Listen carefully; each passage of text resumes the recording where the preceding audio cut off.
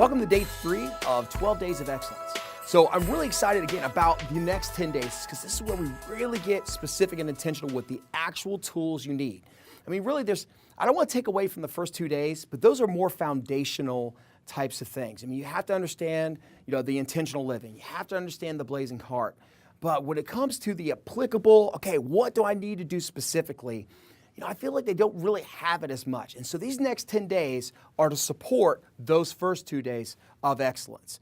And the first one we're going to talk about is specific. Now, I recognize that a lot of people are familiar with specific. When they think of SMART goals, specific is the first one, we hope, for most of them. But let me tell you, absolutely just hate SMART goals for 2 specific reasons. Number one, I've heard 100 different interpretations of the acronym itself.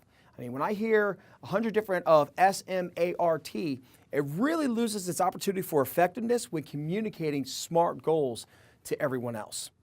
The second reason why I have a big challenge for it, though, is it doesn't really account for the cognitive challenges and the environmental challenges that we have to deal with in order to achieve excellence.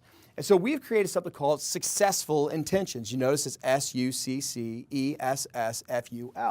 With successful intentions, one, we hope that nobody else can have any other type of interpretation of what each letter means. But in addition to that, it recognizes the things that are holding us back. So even though you may be familiar with specific, let me expand on it in just a different way than you may have interpreted it prior. So when it comes to specificity, a lot of people go into a situation having an idea of what they want, but they don't have a lot of clarity on what they're actually trying to accomplish. There's a big difference between what we want and what we're trying to accomplish. And so the way we ask our clients is, what's success look like? And then it will give us an answer. And a lot of times that answer is really at a 10,000-foot view.